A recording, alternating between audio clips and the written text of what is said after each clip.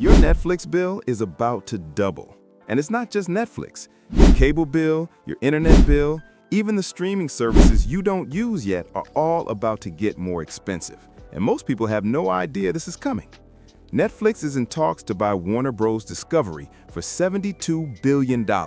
And I know what you're thinking. Another corporate merger, who cares? But here's why you should care.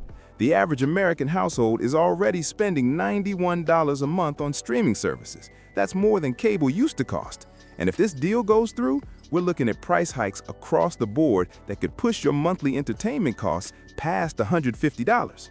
And the worst part? You won't even see it coming because they're going to do it slowly, gradually, the same way they've been doing it for years. $1 here, $2 there, until one day you wake up and realize you're paying double what you paid 3 years ago. Let me show you exactly how this works and how it's going to hit your wallet, because this isn't just about one merger. This is about a playbook that every streaming company is using right now to get more money out of you. So here's what's actually happening. Netflix wants to buy Warner Bros. Discovery. Warner Bros. Owns HBO Max, Discovery Plus, CNN, TNT, TBS, and a massive content library. Harry Potter, Lord of the Rings, Game of Thrones, DC Comics, Friends, The Big Bang Theory. We're talking about some of the biggest franchises in entertainment history all under one roof with Netflix's 247 million subscribers. Now you might be thinking, more content for my money. That sounds like a good deal. But that's not how this plays out, ever. When companies this big merge, consumers always pay more. Always. And I'm going to prove it to you. If you want to protect your wallet from what's coming, hit that subscribe button right now, because I'm about to break down exactly how these corporations are planning to drain your bank account, and you need to see this. Here's the math that nobody's talking about.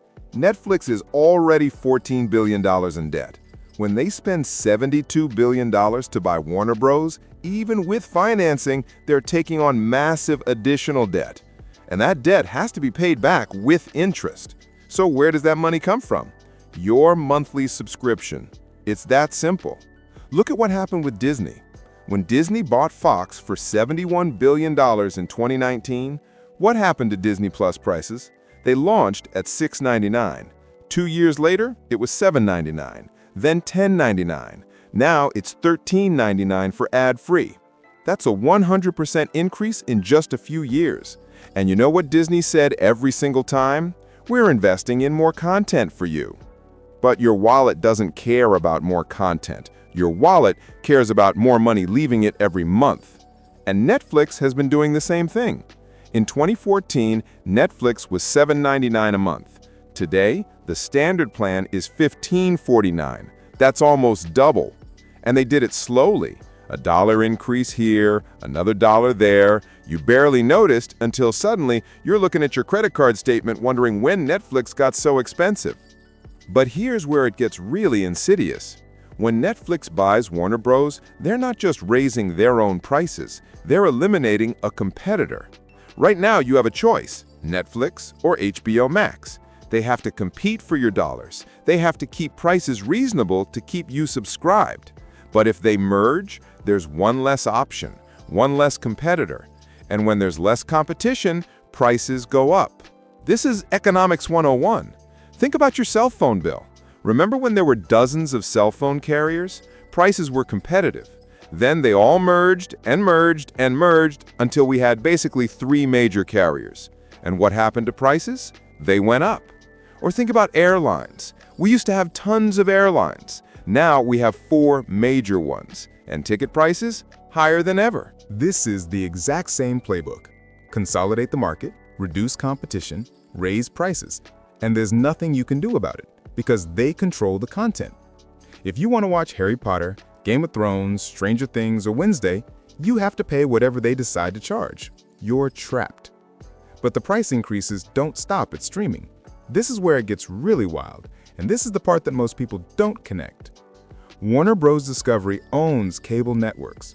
CNN, TNT, TBS, Food Network, HGTV, Animal Planet, all of these channels. And these channels charge carriage fees to cable companies. That's the fee that Comcast, DirecTV, Spectrum, all these cable providers pay to carry these channels. When Netflix owns Warner Bros., they suddenly have massive leverage. They can walk into negotiations with cable companies and say, "You want our channels? Pay us more." And the cable companies will pay because they have to. They can't lose CNN or TNT or Food Network. Their customers would revolt. But then what do cable companies do? They pass that cost directly to you. Your cable bill goes up. So even if you don't have Netflix, even if you're not a streaming person and you still have cable or satellite, you're going to pay more because of this merger. That's how deep this goes. And here's another thing. Warner Bros. Has theatrical releases, major movies that go to theaters first, then to streaming. When Netflix controls Warner Bros., they control the entire pipeline. They decide which movies go to theaters, which ones go straight to streaming, and when everything becomes available. That's unprecedented power in the entertainment industry. And if you're starting to realize how much control these companies have over your money, do me a favor and smash that subscribe button, because this gets even worse and you need to hear the rest. Now let's talk about content bundling, because this is where they're going to really squeeze you. Right now, Netflix is simple. You pay one price, you get Netflix. Done. But when they own Warner Bros., they can create tiers. Want HBO content? Premium tier. Want live sports from TNT? Another add-on. Want CNN news? Another fee. Want 4K quality? Extra charge. Want to download content? Extra charge. This is exactly what cable did to us for 40 years. They bundled hundreds of channels together and forced you to pay $100 a month for 200 channels when you only wanted 10. And we cut the cord to escape that. But now streaming companies are bringing bundling back. Disney does it with Disney+, Hulu, and ESPN+. Paramount does it with Paramount Plus and Showtime, and Netflix with Warner Bros. Will absolutely do it too. Here's what that looks like in real numbers. Netflix Standard is $15.49. HBO Max is $15.99. If Netflix merges them and charges $25 for a combined package, that sounds like you're saving $6, right? Wrong. Because people who only wanted Netflix are now pressured to pay $10 more to get Warner Bros. Content they might occasionally want. And people who only wanted HBO are forced into a more expensive package. It's a psychological pricing trap, and it works every time. And before you say, "I'll just cancel," think about what you'd be giving up. Netflix with Warner Bros. Would have the most massive content library ever assembled. Stranger Things, The Crown, Squid Game, Wednesday, Bridgerton, Game of Thrones, Harry Potter, DC Universe, Lord of the Rings, Friends, The Office, Big Bang Theory, Succession, and thousands more shows and movies. That's not just a streaming service. That's basically all of modern entertainment. So your choice becomes pay whatever they charge or miss out on everything. That's not a choice. That's a hostage situation with your favorite shows and movies as the hostages. But wait, it gets worse. This deal could even affect your internet bill. Here's how.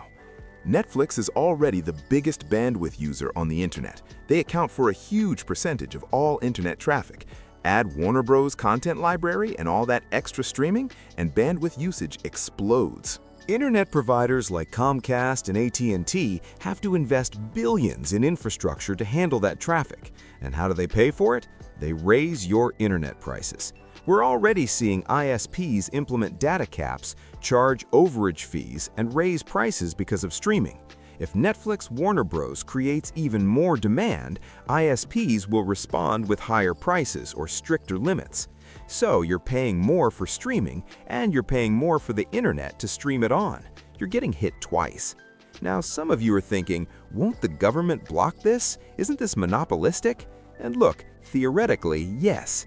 The FTC and Department of Justice are supposed to review big mergers to protect consumers, but here's the reality. They're not doing it. Disney bought Fox, approved. Discovery merged with Warner Media, approved. Microsoft bought Activision Blizzard for $69 billion, approved. Amazon bought MGM, approved. The government has been rubber stamping these mega deals for years. And even when they push back a little, companies just restructure the deal, make a few token promises, and get it approved anyway. And here's the kicker. Once the deal closes, those promises disappear. We won't raise prices for 2 years. Okay, great. What about year 3? Year 4? They always raise prices eventually. Always. So here's what's actually going to happen if this deal goes through.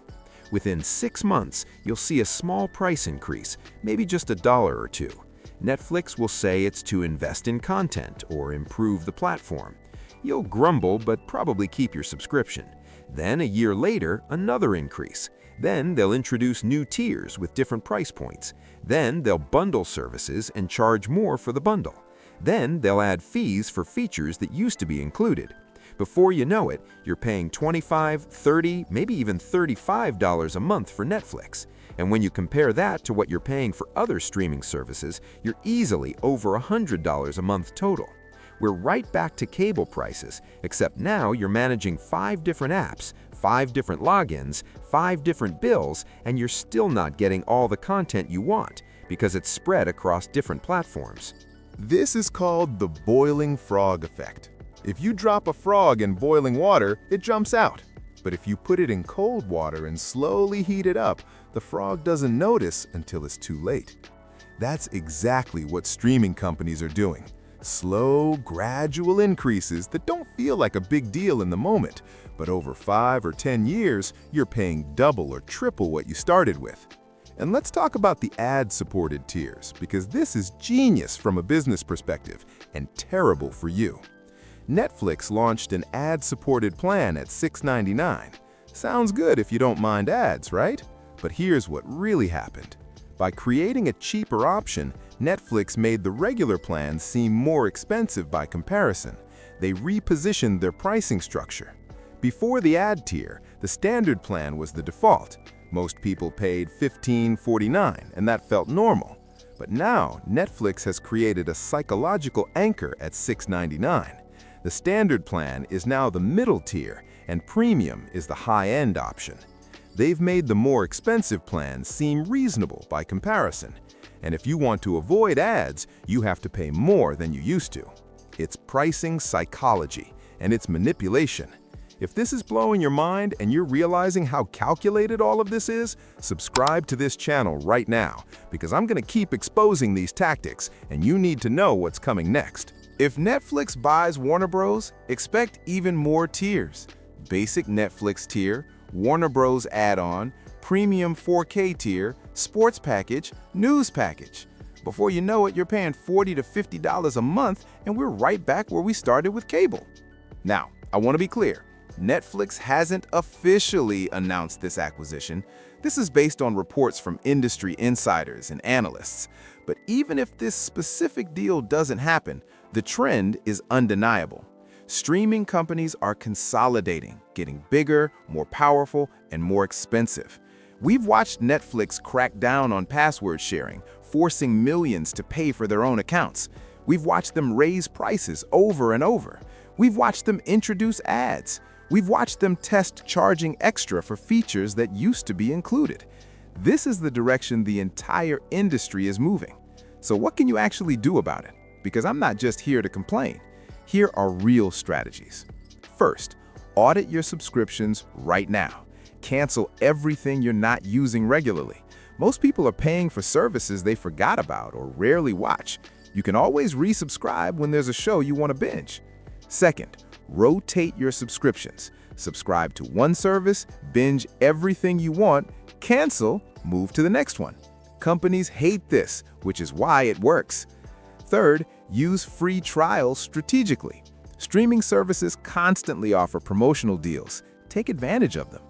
Fourth, share accounts legally within your household. Split costs with family or roommates you trust. Fifth, explore free alternatives. Tubi, Pluto TV, Freevee, your local library streaming service. There's tons of free content if you're willing to look. But here's the bigger picture. This Netflix-Warner Bros. Situation is part of a massive problem. Consolidation is happening in every industry. Fewer companies controlling more of the market. And when that happens, consumers lose. We lose choice, we lose competition, we lose affordable prices. Streaming was supposed to be better than cable. Cheaper, more flexible, more consumer-friendly. And for a while, it was. But now, streaming is becoming exactly what cable was. Expensive, bloated, and constantly getting more expensive. The promise was $10 a month and all the content you could want. The reality is 4 or 5 services at $15 to $20 each, content spread across all of them, and prices that keep rising. So let me bring this full circle. If Netflix buys Warner Bros. For $72 billion, your bills go up. Your streaming subscription gets more expensive, your cable bill might increase, your internet costs could rise. This is how corporate consolidation works. Companies get bigger and more powerful, consumers pay the price, literally. We started with streaming costing $10 a month to replace $85 cable bills. Now we're spending $91 a month on streaming, on average. And if these trends continue, we could easily be paying $120, $150, even $200 a month for streaming in the next few years. So here's my question for you, and I really want to know. At what price point do you cancel everything? Is it $75 a month, $100, $150? At what point do you say enough is enough and just go back to free TV and libraries? Drop your answer in the comments. And also, where are you watching this from?